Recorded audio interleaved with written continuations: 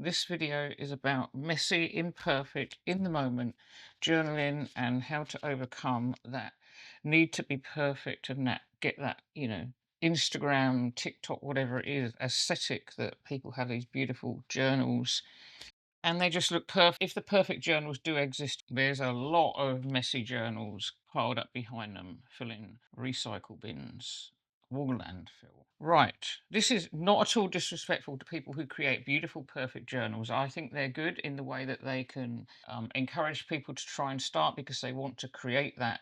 But to make journaling work, as journaling in my opinion should work, then it needs to be in the moment and it needs to be real. Otherwise, it's not kind of serving its purpose, kind of like function before form kind of thing. Journals don't have to be perfect, and if you try and make them perfect, you can often defeat the object of the journal itself. So, in this video, I'm going to talk about the function before form aspect of journaling. I've been journaling all my life, and I believe it's saved my life, not more than once. I taught all my kids to journal. I've done many, many, many forms of journaling. But when I talk about journaling, I don't mean fancy or art or bullet or any particular kind, just messy, messy journaling, messy in the moment, whatever works for me. And I've gone through loads of different kinds of journals, and always for me, the most important thing has not been the aesthetic, apart from how I like the paper feels with the fountain pen ink. It's been about the function, the usability, the how they work for me, that they actually work and I can actually use them to journal in. So I started journaling like as a kid, and I had little books, whatever I was given. You got given what you were gifted, and you used those up. I used to have little tiny square diaries, and there was not much room. I'd write keywords and little codes, and then I'd write all the translations down in these big kind of notebooky things. I was a bit geeky, and I was always into stationery and fountain pens and things, and but quite isolated in my life. And then when the internet came along and social media and stuff, and I discovered there were other people out there who were really into like journals and fountain pens and ink and stuff, I was like blown away. I thought, wow, this is so exciting. You've got people that you can share this stuff with, because in reality, I mean, I don't know anyone in my locality or even maybe possibly in this country who journals and does the stuff that I do. When you look at the internet and Instagram and everything like it feels like everyone does it, but it's not the case, especially if you live in rural bottom of the world. So I was really like in love with this obsession, this thing with all these pictures online and all the gorgeousness of it, and I just wanted to get stuck in there. And it did inspire me to like do different things and kind of be a bit more creative with my journaling, I guess. So, although I was always pretty creative because I've always been a mail artist, I always decorated envelopes and always had pen pals. And honestly, you could barely read the address on it. I wish I still had some of those envelopes that I used to send when I was a kid and a teenager, because they were amazing. Then years and years of seeing all these beautiful journals online, and then bullet journal came in, and the travelers journals and Midori's, and everything was just looking so perfect. I mean, when I started, I think the only one that people really talked about was the Moleskine, and I used to belong to a group of Moleskine users. Moleskine, I don't know how you say it. You know what I mean? But their paper's not that great for fountain pens, and back then, the only way I could find fountain pen happy paper was to just use whatever I found that was fountain pen happy, and it could be a really scrappy old kids' exercise book. Most of the fancy journals that you bought were not good for fountain pens at all. When I discovered Hobonichi and Japanese paper, and I used to actually get paper that worked and make my own journals. Yeah, whatever it was that worked. That was my kind of form thing. It had to work well with fountain pens, and it had to work for part of my life. So I've shown you before. I used a traveller's notebook system for years. These are my traveller's notebook inserts. I made a video about how I keep them in these cut down wine boxes. And I used this method for years because it worked. I could make my own. I could make my own journals. I could stick anything in, and I can use whatever paper I wanted to make them with. And I would just use any scrapbook paper or card or whatever for the covers. They were all kind of different. They're all out of order. They should be dated. That one. I mean, I'm a really creative person and artist anyway, so they do tend to look a bit fancy, but they're actually not. I was travelling a lot, And the reason I stopped using my big handmade journals at that point was because I needed something that I could just put in my bag and travel around and carry around with me, even if I wasn't traveling, if I was going to work or college or whatever. So I started using these, and I stick anything in. I like my journals to be very much about the moment. And that was an indexing thing I created where I put a flap at the beginning of the month and just, do that. This was the beginning of a trip back to when I went back to England for a few months, a few years ago. But there's loads of them, they've got all different kinds of covers. That was a box, a book delivery box or something, and they've got everything in. I've recorded everything. I used anything. Like there's another month divider thing. That's August. Obviously, it was in New Zealand because it was wintry there. And sometimes it's just pages and pages of writing. Sometimes it's pictures. Sometimes it might be something that reminds me of the day. Now, I've got loads of these covers. These are vegan ones from Cadanita on Etsy. And again, so that was Christmas, so it got that cover. And a picture of me. But it's just, they've got everything in. They've got mess and they've got mistakes, and sometimes I cover it up with pictures, and sometimes I just leave it or scribble it out. Often I'll write the wrong day in a journal. But you can see, I mean, tea bag boxes, and this is how I do. This is how I roll. I like things that are from the moment, to stick in the journal so it happened at that time. It might be a receipt or something like that. It might be, I just noticed there, one of my favourite coffee wrappers. If I really like the coffee, you can write it down, but if you want it to stand out, then just stick a picture in or stick the actual thing in if you can. I've got something that I found the other day. I don't know what I've done with it now. Anyway, I saw this was a bag.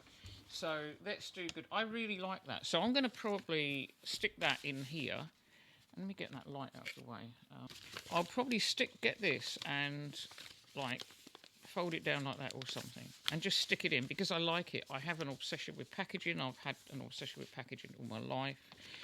I did a lot of graphic design, probably because I like packaging. But, you could put it that way. But I want to leave the handle on because, I like it. I might cut it down. Or you could turn it into an envelope. Whatever, you could even leave it sticking out if you wanted to, but then fold it over like that. That's probably what I will do, actually. So that's how I use things like that. This is a tea bag that I actually had the other day, and I stuck it in there at the time because if I might lose it, and then I won't be able to stick it in. So I put it in there and then, and that's another thing that I do. I'm using ink pens, the pens I was using. Immediate thoughts, I'll come to my journal and write it down on that page, what I'm thinking about. Stinkiest day. And I've got lots of differently on my birthday. Not much really happened, and I just found that stay home thing, and I thought, yeah, I was sick, so it got delayed, and just if I miss pages, then I miss pages. That's all there is to it. I'll fill them in later. But as long as I get things that are in the moment, like that was the other day, I wanted that in there, and then yesterday I got these gloves that I could touch the phone with, and I found the little label. I stuck it in there because I can see in that label. I think, oh yeah, touchscreen compatible. That was those gloves. Why did I need those gloves? Because I was outside in the freezing cold. My fingers were numb trying to take photos with my phone. Stuff like that. So that was a traveller's notebook era. I'll move those out of the way because I'm going to run out of space here. Now, these are some of the journals that I made. Hang on, I'm just going to move this microphone a bit. These are some of the journals I made over the years. This is a kind of more an art journal. I used to make these out of old books. I would get a book cover from Get Books in op shops and things and take the cut the pages out, which I'd then use for collage and stitch in whatever paper I wanted. So this one was more of an art journal. We're going back now. That's 2003. Gee. But we went out one day, so to the seaside. So rather than just sticking the postcard, I stuck a paper boat in the middle. You see, things that are immediate. I mean, postcards, a wine label, a chocolate wrapper. If you don't want to write anything, um, like, physical representations of how you're feeling. I mean, this is a kind of a poem, but I put crosses on there to show that I was a bit feeling broken. And I mean, this one is okay. This is a lot more arty and than some of my journals. But there's a cake I made, probably one of the best cakes I've ever made in my life. I think it was the first cake I ever made on my Aga back in England. That makes me cry. And receipts, places I've been, tickets, kids' drawings, the kids' drawing my journals. Again, more coffee, an old envelope from my friend who sadly passed away this year. And a book using a bookmark, a label from some new pajamas I got many years ago. A card that I got when I was traveling around. You see, there's so much. So that's one of those.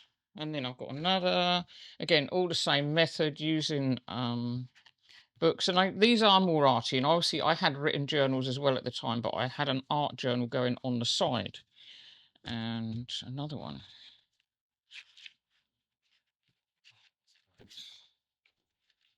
But there, put those down somewhere. And then this is another one I did on this was black paper because I was into using silver pens at the time. Very kind of highly decorated, and I think this was going to be a more themed one about winter. This was, oh yeah, I was hurting. I was hurting when I made that, and so that was obviously one of my black mood journals. But ironically, it had a pink kind of fluffy cover with a bit crazy. Yeah, it doesn't really make a lot of sense, but there we go. And then this was a friend made this for me many years ago. It was a little kind of mini like Moleskine type book. And then going back to my old mini, these are the mini Moleskine days. And just diagrams. I remember this day. I was trying to do this particular book fold, a map fold. It was like 20 years ago. And I went into this shop that had one of these mini maps and tried to draw a diagram of what I was trying to do. Coffee cards, receipts, parking tickets, everything.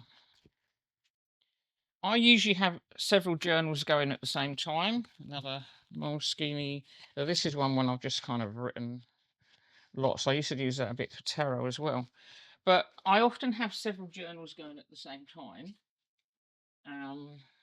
This one is one of my handmade ones. Again, this was a much bigger book. This one's quite big. It's bigger than A5, and it's got all kinds of different pages in it. And I have pull-outs, and I just like to do different things. I have pull-out pages. I have fold-out pages.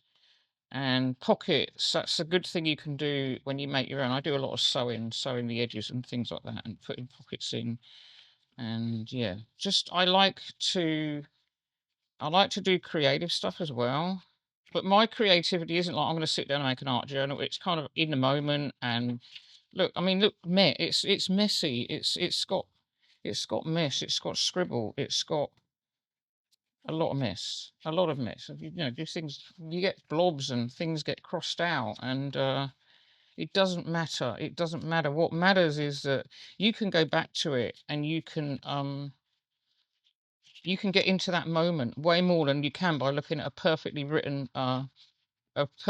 book. You can feel that moment, that instant feeling, and like when you're writing, if you do it there and then, you can feel the kind of immediacy of it, that it's actually happening there and then. I mean, this is I like this paper. This is from a Lego set I bought my grandson. Now I'll probably use these for something. I do keep paper, especially if it feels different. And this, I love the way, again, packaging.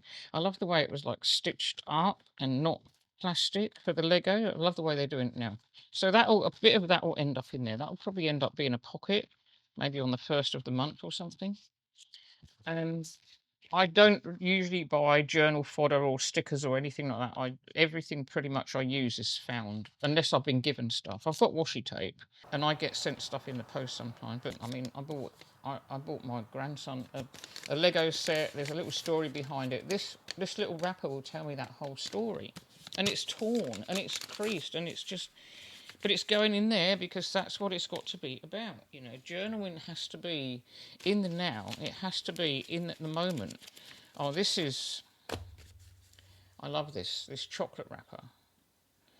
I describe myself as other, and I've always felt I was a bit alien. So this is something that I really, really love, and that's going to go in my journal. I'm not sure if I'm going to I'll put the whole thing in.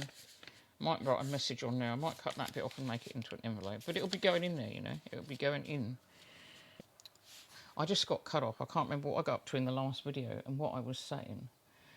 But basically, I just wanted to say, you know, get into it. Just get stuck into it. It doesn't really matter what you're journaling in. What matters is that it's coming out onto the page in whatever way you need it to. And if you're someone who just burns your journals, then you aren't going to be into the stuff like I am, like putting in these little reminders and receipts and stuff like that, because that won't matter to you. You're going to burn it anyway. I can't do that because my whole journaling thing is about the memory, the reminder, and also especially like mental health journals and stuff. I do sometimes get rid of stuff if I have like notebooks that I put loads and loads of extra stuff in, but the struggles and the day-to-day stuff, I want to revisit that because I want to know how I coped, and I want that reminder that I've been there before and I can do this. And there's also joyful things, you know, that you can find. I mean, I've journaled days when out of the blue I had a really, really good day. I've been struggling a lot lately with depression and things, and this really, really helps. Sometimes you can just start writing a word or two, and you can end up writing pages and pages. And again, that doesn't matter. If you've only got one page, that doesn't matter. You can just keep writing. You can stick a fold-out page in, like I've done in one of my other books, and fold it right out. Or you can continue it in the back. Or you can get one of those other notebooks and put a little reference and use some of the bullet journaling methods. Nothing has to be perfect. I think in this one I've got there's a few things when I've done it, when I've actually written on the wrong day and written in it, wrong day, see last week and stuff like that. Because when I think I've mislaid this for a while, and then I tried to go back and fill it in, but in the end I gave up and I just used the blank pages when I needed them. So, yeah, it's just, you know, yeah, I lost the plot, lost track, so I put it, so I'm going to go back, that happened. I just say, if I lost the plot and I got the date wrong, then I say so. But that's what it's all about. So yeah, the Hobonichi, although I don't particularly, some journals I really love, and if they go on sale, then I'll buy them. I don't care what date they are, what year they are. If I see Hobonichis on sale, I'll use old ones. I'll use them as notebooks and things like that. I don't care what year and date they are. But one of my favourite Hobonichis for all sorts of stuff, like dates and as an actual diary kind of journal, is the Weeks, as you all know, and I use it for tarot and stuff. I haven't been doing a lot of tarot lately. I've been so much into books and reading. But I've been looking at, in every August, Hobonichi have a daily kind of release thing, and they show you their new collection, which is available on the 1st of September. And they show you a new thing every day. And this year, I don't really like the colours of any of the covers. Doesn't matter because I've got enough covers, I don't need more. I love the Moomin ones. And none of the Weeks colours really appeal to me. Apart from the dark blue, I often get a dark blue one because I've got some clear covers like that, but in the Weeks size. But one of my favourites is this Sneaker Weeks, which is the cardboardy one, and it's just so good for chucking in your bag and using everywhere. It's definitely one of my very favourite weeks, and like, you know, I would use just keywords and things. This is not the journal for writing journal so much. I've done books and I've done all kinds of stuff in it. I sometimes use one of these as a book journal. I read a lot of book reviews in the back of this one, and because the Mega's got a lot of blank pages at the back, so it makes a good book journal as well as a tarot journal, a reading journal. But yeah, I haven't seen what colour the sneaker weeks are going to be this year. I've got so many journals here. That was, oh look, that's got the same colour. See how they look different on different covers? It's the same clear cover. The Beautiful Season. Oh, that was last year's mental health journal. Usually I take the covers off at the end of the year, so I'll do that. I'll take that one off there, but I probably left that one on for... Okay, I'll stop now. But yeah, I mean, at the moment I'm using the Hobonichi, and I use the Hobonichi notebooks as well for journaling, but I really, really like those. I have a catch-all book as well, which is usually undated, whatever I've got, but again, they have to be fountain pen friendly. Sometimes they can be really cheap journals, I find, that have fountain pen friendly paper. But that's what I do like, the Hobonichi notebook. You know, if you get Hobonichi, you're going to be pretty safe. So let's go and do good things together. Let's go and journal and make mess and make blotchy pages and stick Lego packets and chocolate wrappers in, and coffee stains, and you know, let's just get our journals real and messy and alive. Okay, this channel is Ragged Poet, and I talk about everything. I talk about a lot about pens, stationery, books, reading, some tarot. I talk about everything really, day-to-day life, struggling with mental health and depression and all the different things, all the joys and coffee stains and ink blots of life. This year's You Love You. I really need that this year. This year's Hobonichi special thing, like last year was a little robot paperweight, is an acorn. This isn't it, but it's a little kind of, I think, a little gold acorn charm that you can put on fix onto your bookmarks or something. So that's kind of cool. I like the acorn.